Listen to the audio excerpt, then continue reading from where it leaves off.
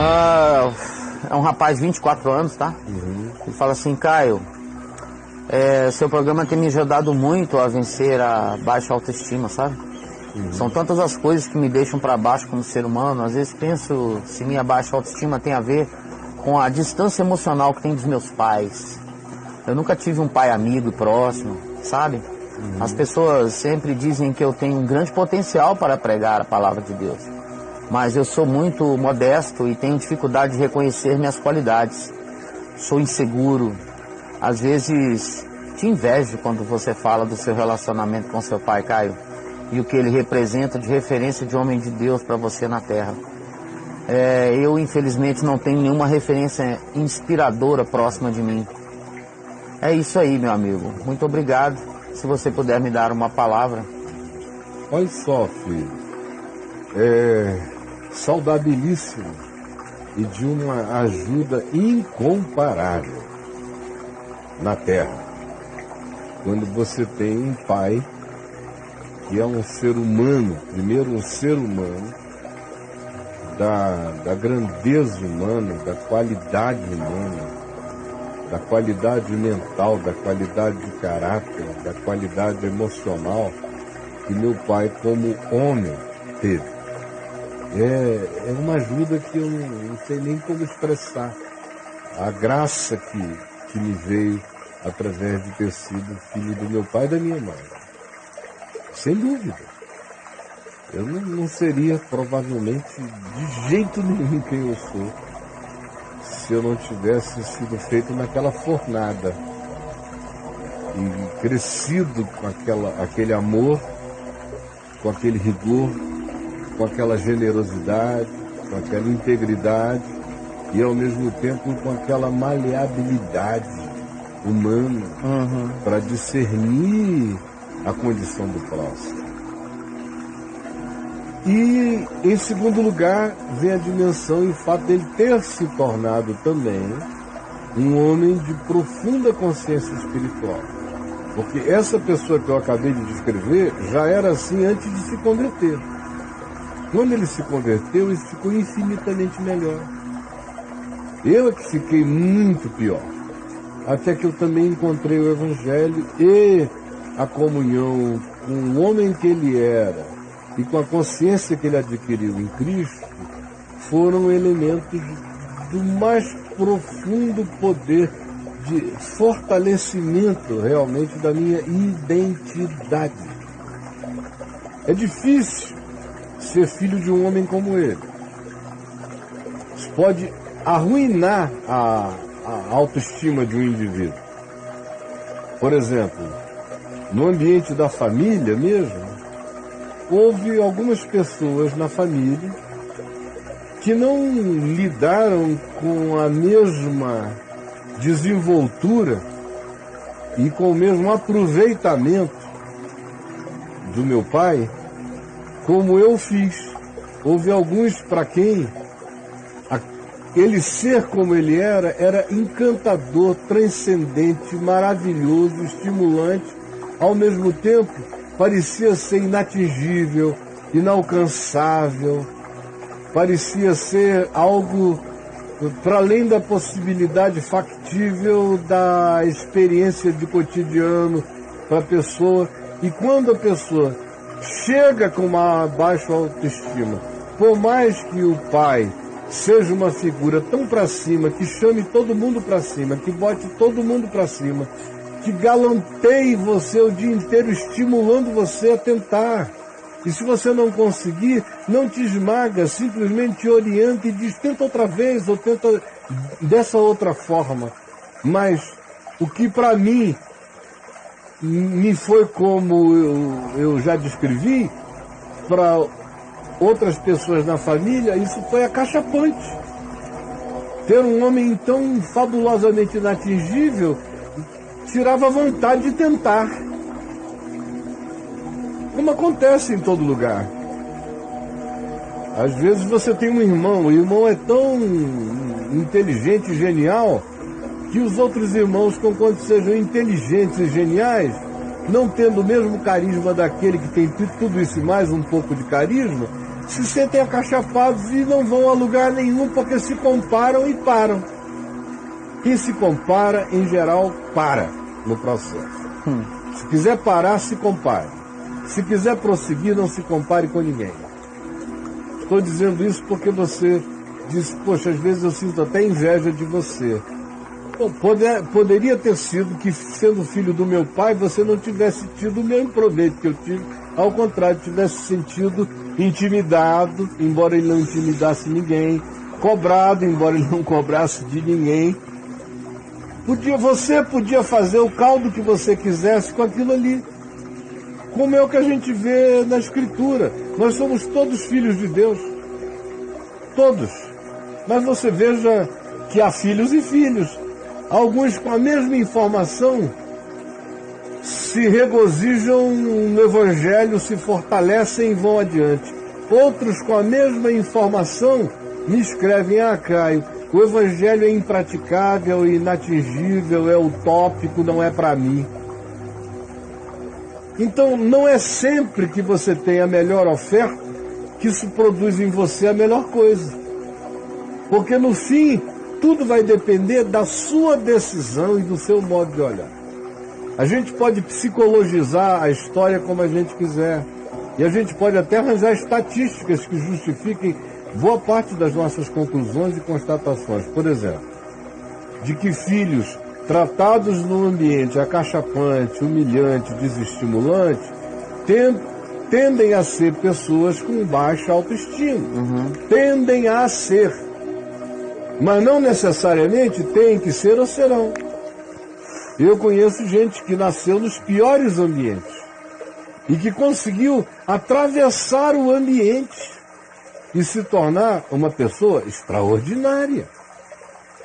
Conheço outros que nasceram com tudo feito e com todos os estímulos para elas darem certo, mas a facilitação de tantas coisas boas fez com que essas pessoas justamente se encolhessem e entrassem no pior resultado de si mesmas na vida.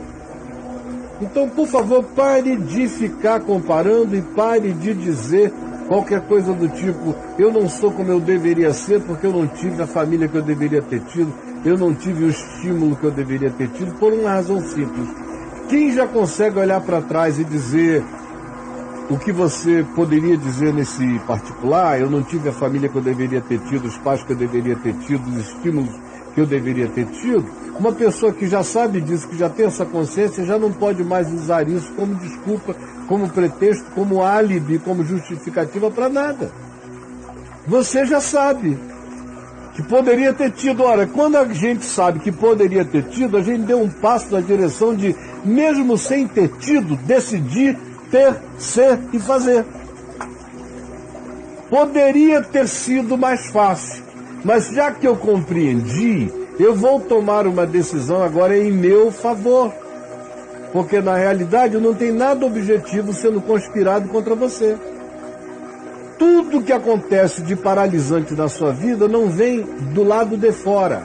Acontece do lado de dentro, na subjetividade, no desmonte, na desconstrução subjetiva que você faz para inviabilizar o seu enfrentamento do mundo real, concreto, que não é onde reside o grande desafio, não é do lado de fora. O grande desafio sempre residirá do lado de dentro, em mim. Do lado de fora, o mundo é difícil para todo mundo, para uns é mais, para outros mais ou menos, para outros menos.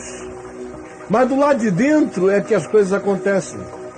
Quando o mundo é facilitado para alguém que do lado de dentro, todavia, é uma pessoa que optou ou pelo comodismo, ou pela timidez, ou pela covardia, ou pelo apreguiçamento, ou por qualquer outra coisa, tanto faz se ele está sendo ajudado lá de fora, ele sofre de uma paralisia subjetiva. Por outro lado, existem pessoas em relação a quem tudo é contrário do lado de fora. E às vezes até justamente por isso elas se levantam para dizer: eu não vou ficar com pena de mim e nem ficarei paralisado ou paralisada porque as contingências e circunstâncias da minha vida não me são favoráveis. Elas tornar-se-ão, eu as enfrentarei, eu irei adiante, eu realizarei o que eu puder e o que eu precisar. Ontem eu estava vendo um documentário sobre a vida do JK, do Juscelino Kubitschek. Construiu Brasília, Pampulha, isso e aquilo. Acabou que entrou para a história do Brasil como uma espécie de governante construtor, governante de ideais faraônicos. Fez tanta coisa. E o fato de ter construído essa cidade, indubitavelmente, alterou significativamente a geografia política do país toda. Mudou o país, Claro. em muitos aspectos. Agora, veja de onde o cara veio. Um pai que era uma espécie de caixeiro viajante, que não parava em casa, duro. Uma mãe pobre, passavam fome, pouca comida, às vezes nenhuma. Desde menino trabalhando numa dureza danada. Era um cara que entrava para o exército para estudar. Depois fazia um outro curso que ele não queria fazer, ou passava por uma autarquia da qual ele não queria participar, só porque lá estava dito: se você entrar aqui, haverá facilidade, bolsa de estudos para você estudar. E assim ele foi usando o sistema para ir fazendo os cursos que fez, até que se formou em medicina. Olha. E aí, no meio disso tudo, descobriu que podia fazer um mestrado em medicina na Europa, em Paris. Conseguiu a bolsa, não tinha dinheiro nenhum, foi para lá. Voltou de lá culto, duro, pobre, culto.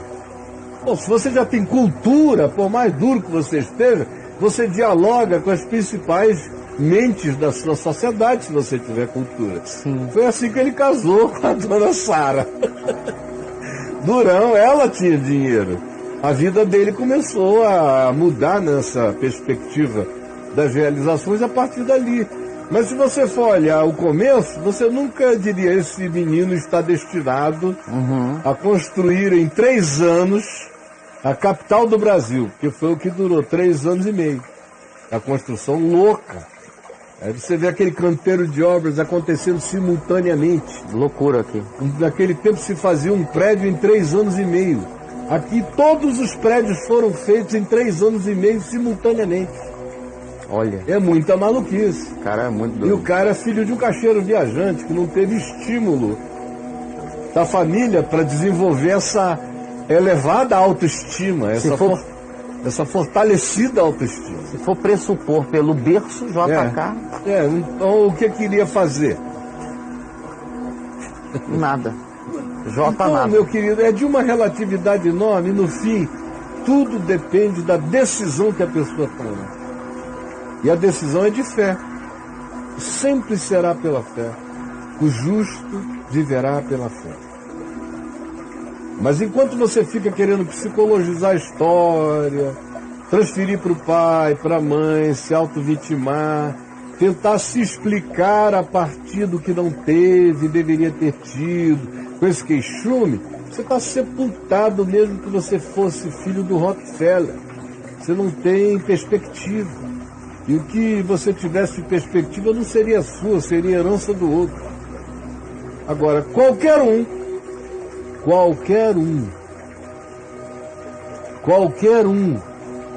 mesmo que tenha sido criado e tratado como um escravo desprezível, mas que tenha tomado a decisão de se tratar com dignidade e viver, se levantar e trabalhar com fé, com esperança e com bom ânimo, esse vencerá o mundo, foi o que Jesus disse.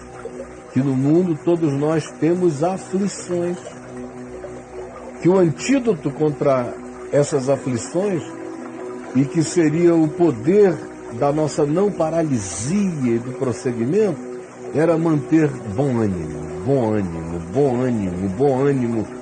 E para ter bom ânimo não pode ter auto-vitimização, não pode ter pena de si mesmo. Bom ânimo. Olhando para ele, e ele diz: porque eu venci o mundo, olha aqui para mim, como eu passei por essa bagaça toda, contra tudo e contra todos, e eu estou aqui. E vocês vão ter dificuldades. Não é fácil viver nem existir. Mas tem um bom ânimo. E eu venci. Meu filho, é uma decisão de fé que você vai ter que tomar. Se ficar chupando o dedo e se lamentando, você não tem futuro. Mas se você parar com essa lamentação, olhar para cima, se puser em pé e tomar a decisão de que você não tem que ser ajudado por ninguém. Estar vivo é a sua grande coadjuvância. Estar vivo é a sua grande ajuda. Estar vivo já é o seu coletivo em seu favor. Se você tiver essa consciência, ninguém para você. Se você não tiver essa consciência, por mais que todos te ajudem, você não vai a lugar nenhum. Vamos lá. Só uma falinha dele, enquanto ele estava falando contigo. Aliás, enquanto você estava falando com ele, me perdoa. Ele escreveu aqui agora, tem 2 minutos, cara. Ele fala assim: pastor, eu creio no que o senhor fala. Eu preciso de uma coragem dentro de mim para vencer esse compromisso que eu tenho. Essa coragem que ele precisa, ele está esperando que ela venha como uma emoção, como um sentimento. É assim, muito importante você falar aqui. Que coragem que me deu! Que coragem! Cara, isso não existe. Não existe. Que coragem! Pô, só Deus sabe. Tudo que eu fiz na vida foi com esse tipo de coragem aqui. Jesus, eu tenho que fazer isso. Isso é muito maior do que eu. E eu não estou nem com energia para fazer. Mas tem que ser feito. E em teu nome eu vou fazer. Me ajuda, me fortalece, me dá sabedoria, eu vou fazer. Aí você levanta. E anda na direção do que tem que fazer. E começa um passo depois do outro, com uma noite no meio. Um passo depois do outro, com uma noite no meio. Um passo depois do outro, com uma noite no meio. É assim que se vai fazendo. É assim que se constrói uma parede, é assim que se ergue uma torre. Um dia depois do outro e uma noite no meio. É assim que as coisas acontecem. Tem dias que você levanta empolgado para fazer, tem dias que você vai contra tudo, contra todos, sem vontade de nada, rasgando o ventre da vida, botando a cara para fora.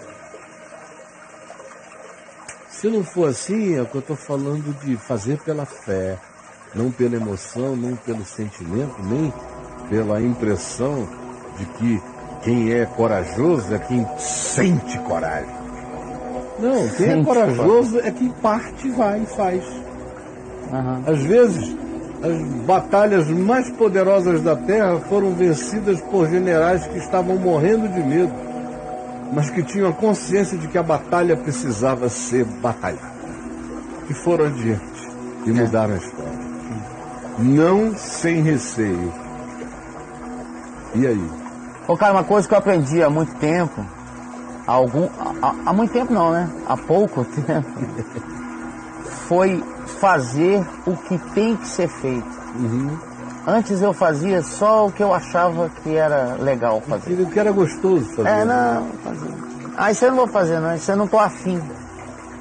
O dia que eu coloquei na minha cabeça que eu tinha que fazer, eu tenho que fazer isso aqui? Tem, então vamos fazer isso aqui.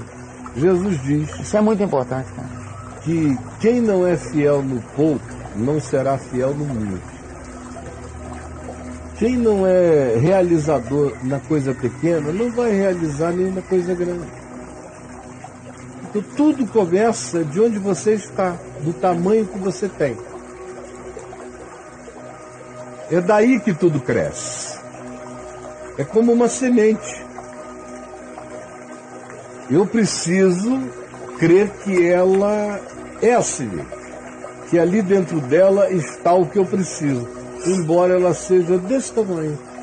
E eu tenho que plantá-la no lugar adequado para que ela cresça. Assim é tudo mais na vida. Eu sou um homem cheio de sementes. Mas se eu não tirar as minhas sementes e não as puser no chão da realidade, e não tratar delas no chão da realidade, não vai surgir a floresta potencial que eu carrego. Jamais.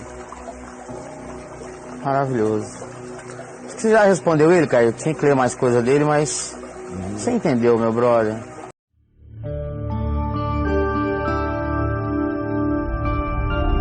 Vem VTV, o canal é você.